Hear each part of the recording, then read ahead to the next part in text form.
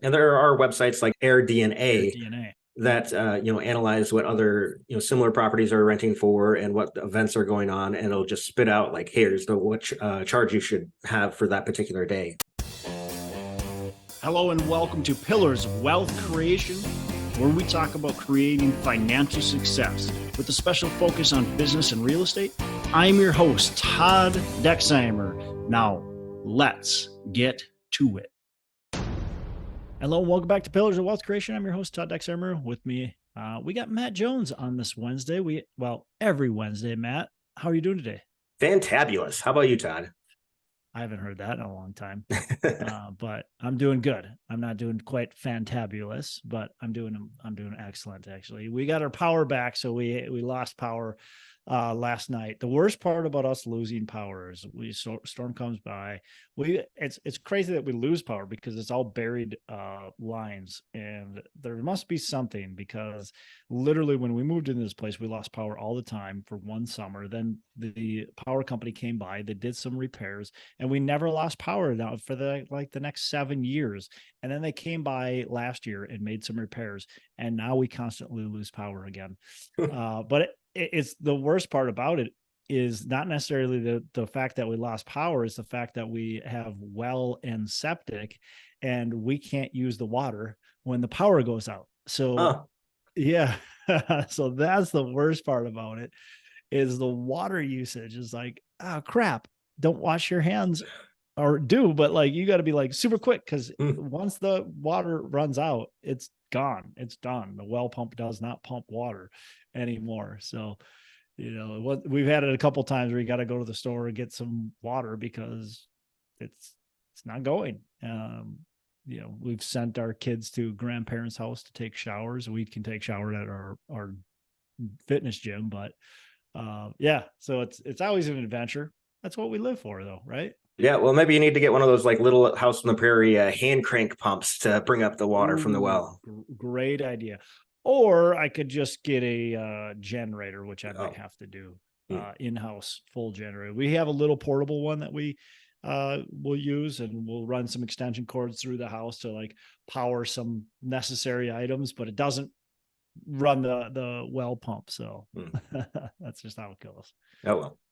Yeah. Oh well. So Matt, we've been doing this kind of series here. If listeners, if you haven't caught them all, we've talked about various different asset classes: multifamily, self-storage, um, yeah, commercial, office, industrial, and so on.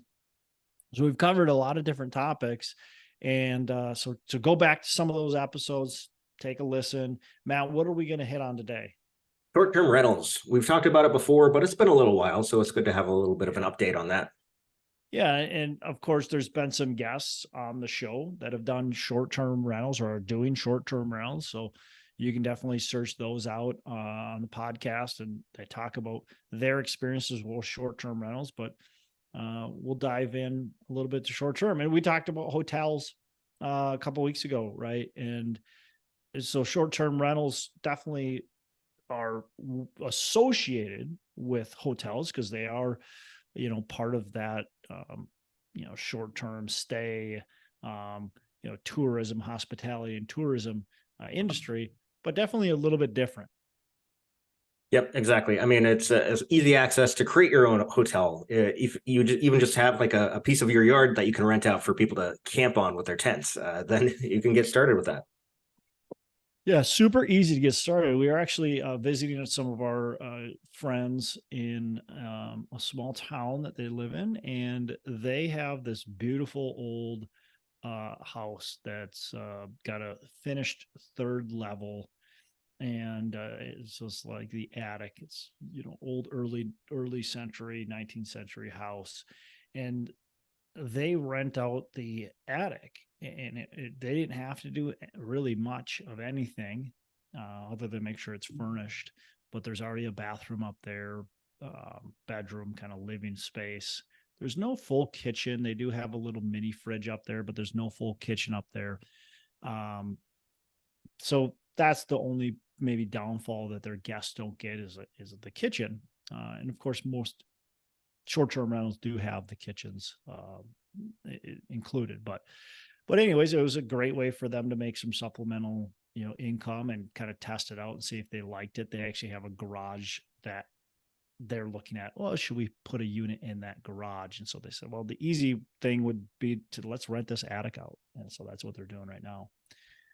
But it got to us to talking, and it's funny with these short-term rentals, like the trust you're putting in these strangers in it kind of both ways. It's amazing.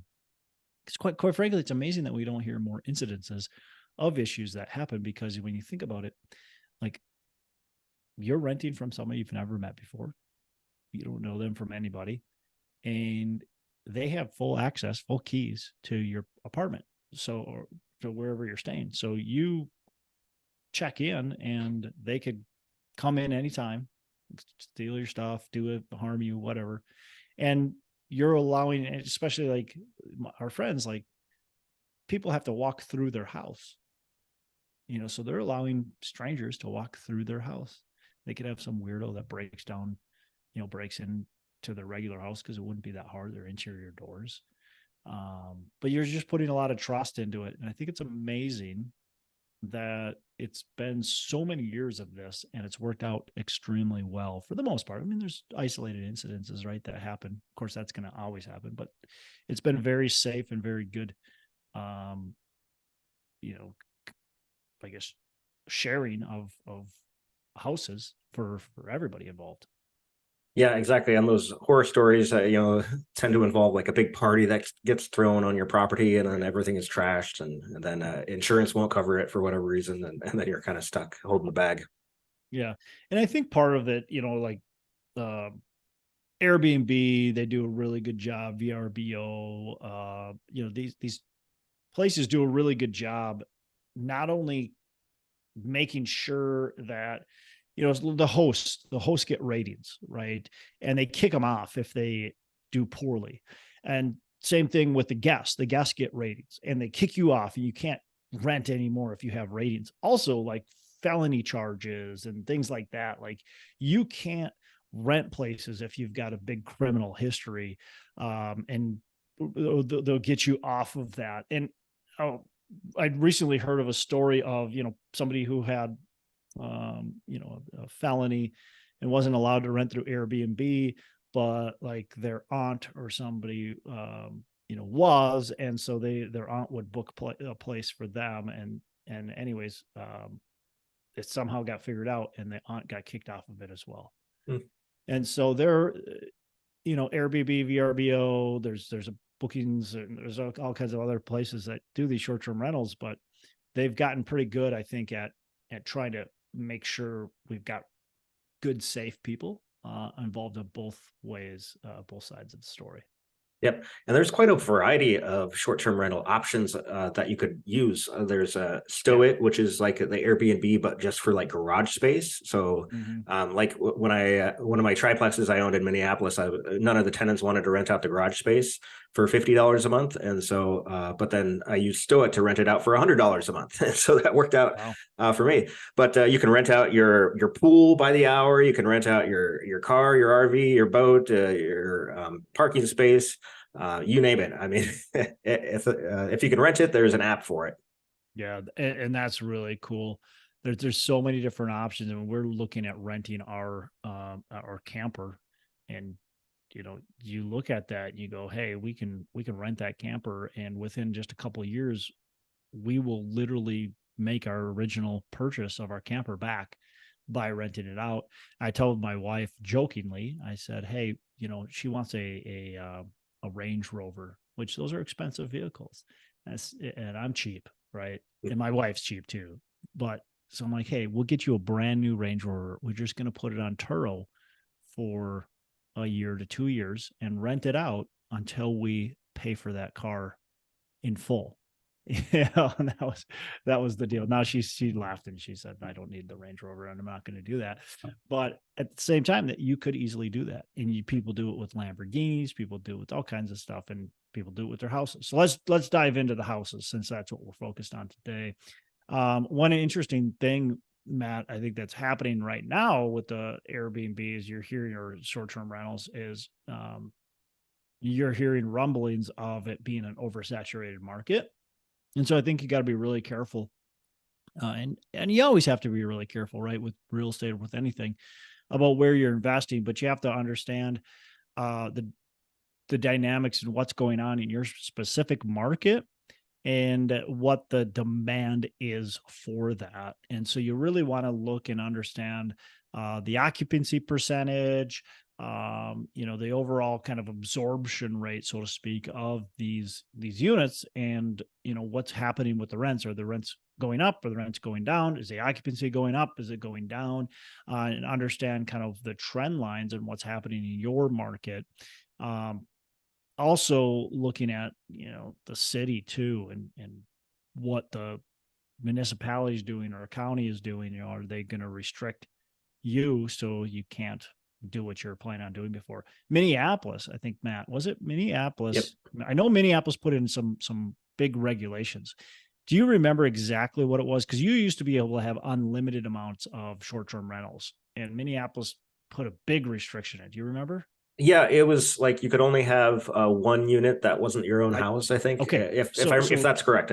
So that's what comes up in my head too, is I think it was only one short-term rental that wasn't your own house. And so people that had 10, 20, 30, they weren't grandfathered in. All of a sudden they had to get rid of them or, rent them under the table without Minneapolis approving it. Right. Or convert them to like traveling nursing, midterm housing or long-term housing, right? So they had to do something else. That's a big problem because short-term rentals, you're getting better income off of. So now all of a sudden you've got this great income coming in and you got to convert it. And you're like, crap, I paid too much to do that. And so that could be a big problem if that happens in your location as well. But what's happening right now, I think for the most part, there's certainly the government regulations, but there's oversaturation in specific markets, not every market, but in a lot of markets, there's oversaturation. So you just got to be careful what's happening there. Yep, exactly. And I mean, also the technology is really good for running these. I think the more technology you put into place and the less you take yourself, or the more you take yourself out of the operations side where you let the technology and other people do the running of it, that's better because then you can operate more units if less of your time is being allocated per unit. Yeah. Yeah, that's always been my biggest hesitation is I know how much a long-term rental takes. Right. And that's one resident that stays there the entire year. And oftentimes, especially when we're dealing with the single family or duplex, they might stay there for 5, 10, 15 years. Right. And I know how much time that can take. And so my biggest hesitation has always been, well, geez, I got not just one, I've got, 100 people that are staying in my place in a year. That can add up really quickly to repairs and maintenance, to renter issues, just all kinds of things that can pop up that I might have to deal with. Now you're getting a different renter profile, right? You're getting potentially somebody that could be better, but also could be potentially worse too, because they're staying there a short period of time and, they might be there for party reasons or whatever it is. And so it could cause some damage. They don't care. They're only staying there for a few days. They don't care that if they ever take their shoes off, they don't care if something is slightly damaged or, whatever. They're not going to report everything to you. Now, some people are great at that, right? I'm always trying to treat it like my own house, but other people, they don't really care. Yep.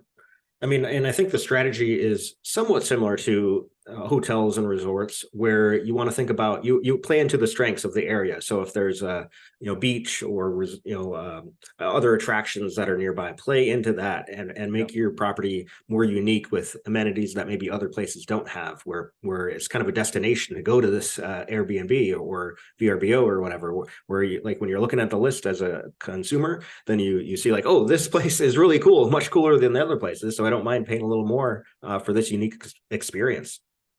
Yeah, understand what your superpower can be, right? And really play to that. And I think you're speaking exactly what is going to make some of these areas that are maybe struggling with a little bit of occupancy issue, that's going to make these people stand apart, and they're going to continue to make money, where the ones that are just like, they got the cheap place, that just is like, nobody wants to rent there. Well, it's okay when it's hot and there's nothing available. Like, that place is going to get booked out. But when I've got 100 options and they're all kind of the same, I'm going to look for something that stands out a little bit more. Right. And I'm willing to pay a little bit more. And now you might have to drop your rents a little bit, but you're going to be the best option because you have those amenities, or you have something that's really unique and cool. And, look, if I'm going to go to northern Minnesota or Wisconsin and I've got this 3-bedroom, 2-bath, and it looks like it was built in 2000, vinyl siding, nothing special, right? If I got that property and I got a beautiful log cabin, gorgeous windows, maybe some cool features around, I'm going to go with the beautiful log cabin, right? Because that's so much cooler than this house that anybody else that I've been in 100 times, right? Like, I don't care about that house. I like the cool log cabin. If it's got some cool features, like, I'm going to pay a little bit more. Yep, exactly. And if you can create some Instagrammable sort of spaces within there and include those in the pictures of the listing, where people like, oh, I want to rent this place out so I can, take pictures that make me look cool. So that attracts people as well. Lakes are big here, right? Lakes are big kind of everywhere, but lakes are big in Minnesota. And if you got a lake, do you have a boat that they can access? Do you have a pontoon they can access? Do you have jet skis? Do you have paddle boards, kayaks? Like, what can they access? And by the way, you can charge more for those things. But do you have those things that they can access? Because if they can, you're going to probably rent out much quicker than somebody else that doesn't have that stuff, that just has a place on a lake. Because if I'm going to a place on a lake with my family, I want to be able to do stuff. I don't want to just have to look at the lake and wish I could be on a boat. I want to get on the boat, right? So that like, let's think about what we got there. I love short-term rentals as a consumer. That we go on vacations, and I've got 2 kids and my wife. And the worst thing, here's my biggest pet peeve of a hotel. Okay. So we go to the hotel, and my kids are getting older now, so it's a little bit different. But when my kids, especially when they're young, we go to a hotel and it's, 8, 9 o'clock, and I need my kids to go to bed. They have to go to bed. Now, I'm not tired yet. I'm not going to bed at 8 o'clock. But what happens when the hotel, I got to shut the lights off. We got to make it real quiet. There's 2 beds in there. There's 2 queen beds, or maybe 2 kings, whatever. My kids are fighting because they don't want to sleep next to each other. So they're fighting and yelling at each other and being goofy and whatever. And I can't get them to sleep. And I got to just lay in bed with next to them, in the bed next to them. My wife and I are just laying there. That's what you deal with at a hotel with a family, right? I've talked to a lot of people, and everybody's like, yeah, oh my gosh, I hate that. Now my kids are a little bit older, so we can leave, and it's not as bad, but especially back then. So when we what we would always look for is a short-term rental that had a separate bedroom, right? And so we can go into that bedroom, or we can put the kids in that bedroom, and we can hang out in the living room, and we don't have to worry about it. And we really love it when they have bunk beds or something like that, where we can throw each kid in their own bed, or at least a couch in the room or something like that, where we can move them to different spaces. But it's so much more convenient than the hotel room. And quite frankly, most of the time, the price is negligible. Like, and then it's maybe even cheaper for the short-term rental. Yeah, and sometimes it can be more comfortable at the same time, but way more comfortable. When I'm looking at short-term rentals for myself and my wife, always looking at the details, not just the price, but maybe somewhere has a great price, but they don't have any towels, and we're traveling and we need some towels to take a shower. That's the problem. So, check that off the list. And they lost my business at least. So those details really stand out. Or can you make your property stand out above the others? Yep. Definitely check the listing and make sure they got what you truly want. Yeah, we rent them for business a lot too.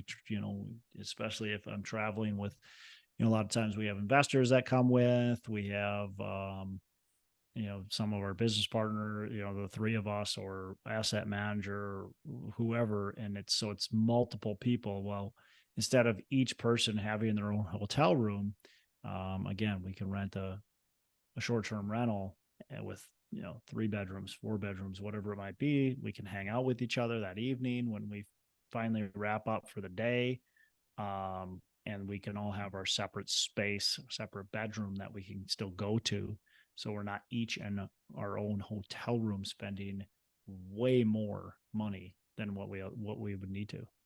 Yep, that makes sense.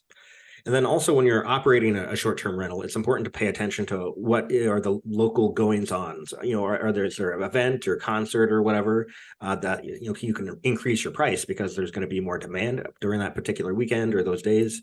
Like in Minneapolis, there was the Super Bowl that happened a few years ago, and if the Airbnb people didn't jack up their prices sky high during that time, they were really losing out because people were coming in droves to go to the Super Bowl. I was so disappointed because I had a fourplex that was literally blocks away from the stadium. And it's a long-term rental fourplex. And I didn't have any leases expiring. I was like, man, I wish I had some leases expiring because I could have gotten so much money off that. And I was thinking about, maybe I should just like arbitrage with my current tenants and saying, hey, I'll let you rent this out. We'll split some profits. I'll help you get it set up. I never did that. My guess is some of them maybe took advantage of it. I know I probably would have. But yeah, pay attention to those events that are coming to town because that can really boost your occupancy, of course, but boost your rates big time. Really allow you to maximize profits.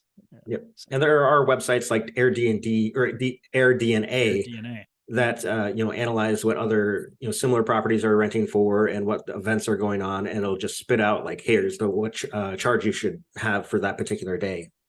Yep.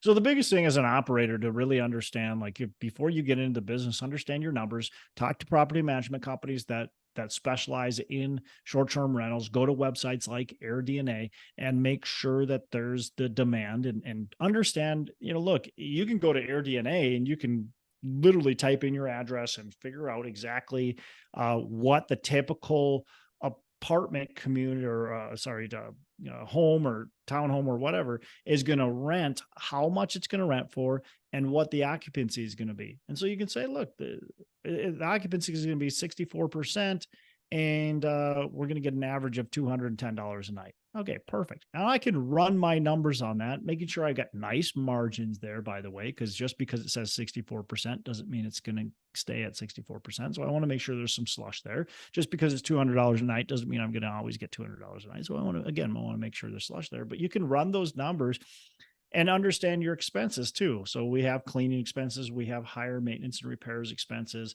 right? We have booking expenses, all those. So we have to understand what our expenses are. And we can come up and say, okay, this deal makes sense. So it can be challenging to make a long-term rental make sense, but sometimes a short-term rental makes a lot of sense in a certain market. So you want to make sure you know how to underwrite it and you know how to look at the demand that's out there. And again, I would highly suggest going to companies that specialize in short-term rentals. And there's brokers, by the way, there's real estate agents and brokers that specialize in selling short-term rentals, and they can help you navigate some of the difficulties to understand exactly how profitable this is going to be, or maybe you're going to end up losing money too. Yep. And if you don't know what you're doing, you can always partner with other people who are already skilled and successful in the space. Yep. Yep. I would challenge anybody who wants to get into it. I would say, look, make sure you understand what you're getting into. Just like with anything, short-term rentals can be very profitable, but they take time and they take energy and they take a knowledge of what's happening in the particular market and what you need to do. Yep, exactly. So I know a few people that were doing short-term rentals and they ended up losing a lot of money and are not doing them anymore. And it's because they just didn't do the homework in the beginning. Yeah, like you said, that's true with any kind of real estate. You can 100%. end up upside down if you're not doing it right. Yep, absolutely. Well, cool, Matt. Anything else? What else do we want to add on here? Oh, I mean, there's a whole network of other people that are doing this. So listening to podcasts, going to meetup groups, conferences. So you're not alone trying to figure out and make all the rookie mistakes on your own. Team up and learn from other people. Yeah. One of the things that I'm looking at doing and would like to do, just, takes time and thought process, and I'm focused on my business. So it's just been a challenge, but I got to get my wife, I got to sick her on it.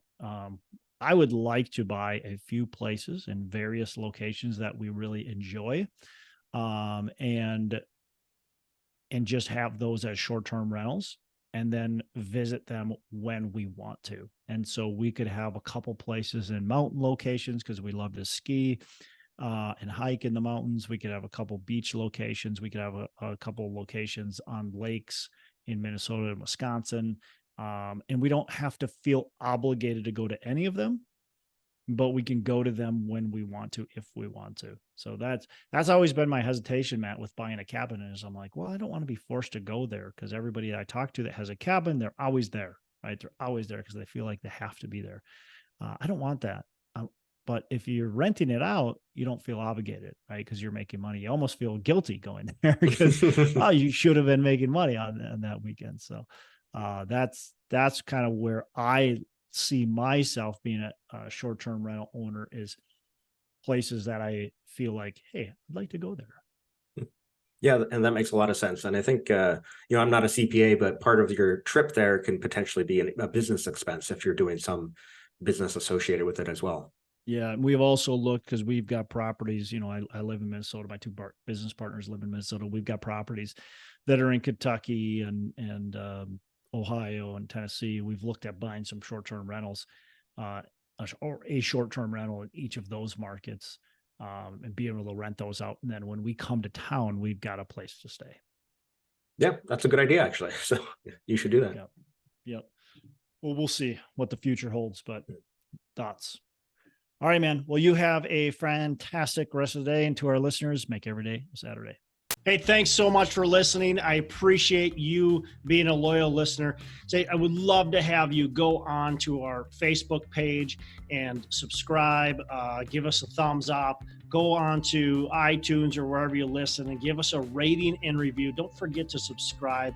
But your rating and review just helps us push this out to more and more people and continue to grow our audience and hopefully positively affect a ton of people out there that really need this and want this. So the other thing I've got for you is a free ebook on my website. So go on to venturedproperties.com, and download our free ebook on real estate and on syndication. And I've got some data points in there, some really good stuff for you. So I'd love to have you take a look at that. It's free. I'm not expecting anything from it. And also, look, if you want some help in multifamily, want some help learning, growing, getting your business off the ground, I would love to talk to you about what it would look like to work with me potentially and see if that's a good fit. So you can go to coachwithdex.com and check that out, and we can definitely have a call. Thanks a lot for listening. You make it a fantastic rest of the day. I'll catch you on the next episode.